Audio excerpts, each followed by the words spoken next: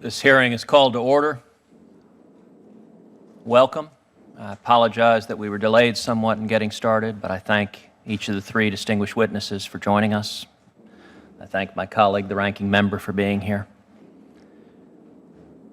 It is with deep disappointment that I convene this hearing. I have long admired and even revered the United States Supreme Court. I began my career as a law clerk for Chief Justice William Rehnquist. Indeed, I clerked alongside one of our witnesses, Professor Eastman. And I spent over a decade litigating before the United States Supreme Court, both as the Solicitor General of Texas, representing the state of Texas, and as a lawyer in private practice representing a variety of clients. But much to my great disappointment, this past term, the court crossed a line, continued its long descent into lawlessness to a level that I believe demands action. The court today is not a body of jurists. It is not a body of judges following the law, but rather it has declared itself, in effect, a super legislature. Justice Scalia powerfully wrote in dissent that the decisions of the court this term are a fundamental threat to our democracy, that 5 unelected lawyers have declared themselves the rulers of 320 million Americans. We've seen the court's imperial tendencies previously. In the infamous case of Dred Scott, the case that helped precipitate the Civil War, the court struck down a federal law that banned slavery in the territories. Why? Because the court declared that liberty includes the right to own slaves. A horrific, contorted position with no support whatsoever in the actual text of the United States Constitution. In Lochner versus New York, an activist court struck down minimum wage laws, an action that from a policy perspective may well have been good policy. And yet it was once again a right found nowhere in the text of the United States Constitution. In more recent cases, most notably Roe versus Wade, the court created another new right, the right to abortion, that has resulted in tens of millions of unborn children losing their lives. To anyone actually interpreting constitutional text, none of these rights have any basis in the language of the Constitution that governs this nation. Indeed, the right to an abortion that these unelected lawyers invented in 1973 found its basis in, and I quote, penumbras formed by emanations from other rights enumerated in the Constitution. That's a phrase only lawyers could love. Penumbras formed by emanations. Years later, in reaffirming the right to abortion, in a case called Planned Parenthood versus Casey, Justice Kennedy proclaimed that, quote, at the heart of liberty is the right to define one's own concept of existence, of meaning, of the universe, and of the mystery of human life. Unfortunately, in Justice Kennedy's ill-fated attempt to define that sweet mystery of life, the court determined that that trumps the efforts of elected legislatures to protect actual human lives. Justice Kennedy's pop psychology has no basis in the text or history of the Constitution. And yet, sadly, it has become the foundation for far too many of the court's opinions. And I should note, we are now witnessing the shameful results of the court forcing its own unlimited right of abortion onto the Constitution. 2 undercover videos of Planned Parenthood show senior Planned Parenthood officials callously, heartlessly bargaining, haggling over price, selling body parts of unborn children, sipping on wine. Indeed, one of those senior officials described she hoped to sell enough body parts of unborn children to buy herself a Lamborghini. I will say this, even to supporters of abortion rights, I would encourage every American to watch those videos and simply ask the question, are those my values? It appears that both of those senior Planned Parenthood officials have confessed in video to multiple felonies. But that will be a subject for another day and another hearing. But those consequences are the direct consequences of Justice Kennedy's sweet mystery of human life.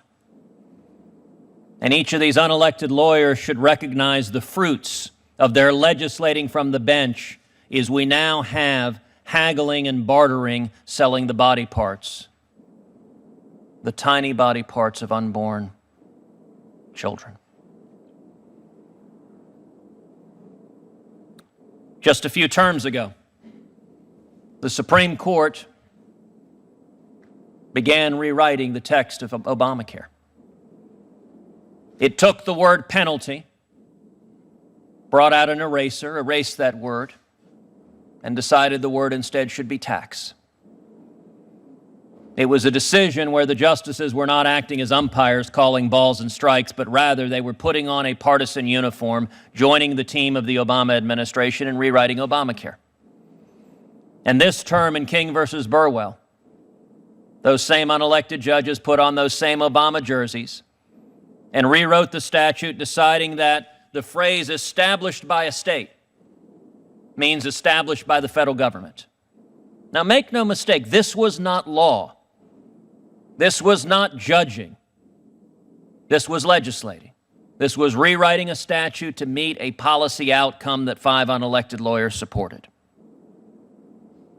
The very next day, 5 unelected lawyers declared that the marriage laws of all 50 states were now somehow transformed into being unconstitutional, that now, somewhere in the Constitution is a right to same-sex marriage. Now, the question of same-sex marriage is a question on which reasonable minds can differ. I'm a strong supporter of traditional marriage, of the union of one man and one woman. But from the beginning of this country, the question of marriage has been a question for the states. From the very first Congress through until a month ago, it was undisputed that state legislatures have the authority to define marriage and to define it as they always had, as the union of one man and one woman. The premise of the court's decision is the rather ridiculous notion that the American people, when they ratified the 14th Amendment in 1868, were somehow silently and unbeknownst to themselves striking down the marriage laws of every state in the Union and decreeing same-sex marriage. That's not law. That's not judging. That's policy making. And I would note, although many commentators, many in the media like to talk about how they assert the American people agree with this decision, no court decision would have been necessary if that were the case.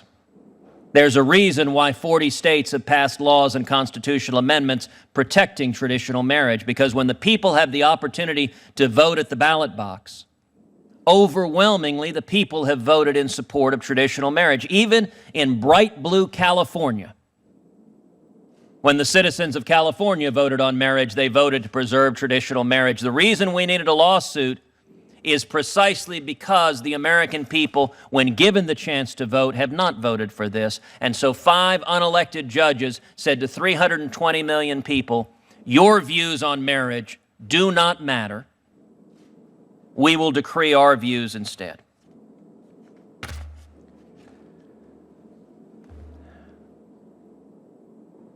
If any of us believes in democracy, if any of us believes in the Constitution and rule of law, then whether we agree or disagree with the policy outcomes in these particular decisions, we should be horrified at the notion that 5 unelected judges can seize for themselves the policymaking authority and take it from the American people. We did not establish philosopher kings in this country.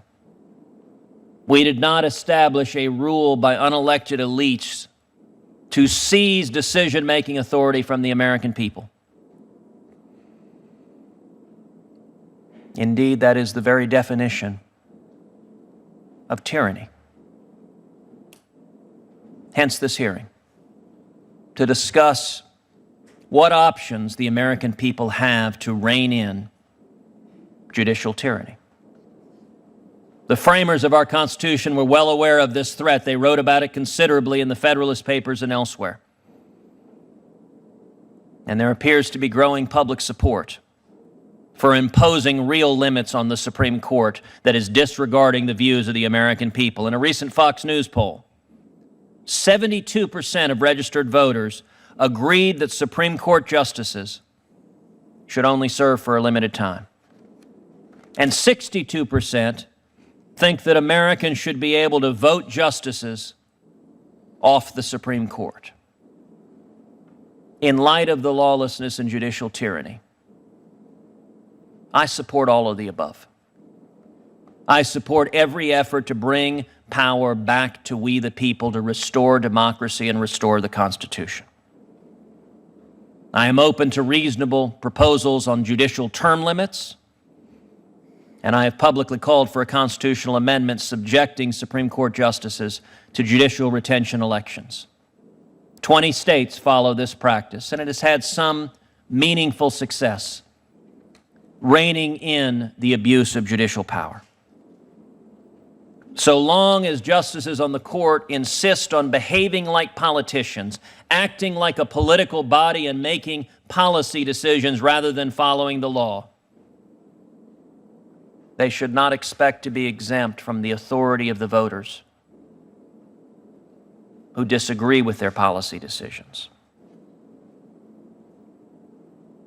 I call for these reforms reluctantly and sadly, as someone who has spent much of his life in and around the court. But it is the only reasoned response, I believe,